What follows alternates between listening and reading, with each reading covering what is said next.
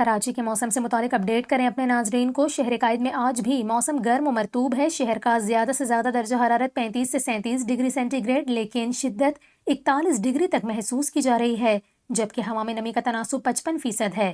محکمہ موسمیات کے مطابق کراچی میں سمندری ہوائیں 18 کلومیٹر فی گھنٹہ کی رفتار سے چل رہی ہیں۔ میٹ آفس کی جانب سے شہر میں بارش کے حوالے سے بھی اہم پیشگوئی کر دی گئی۔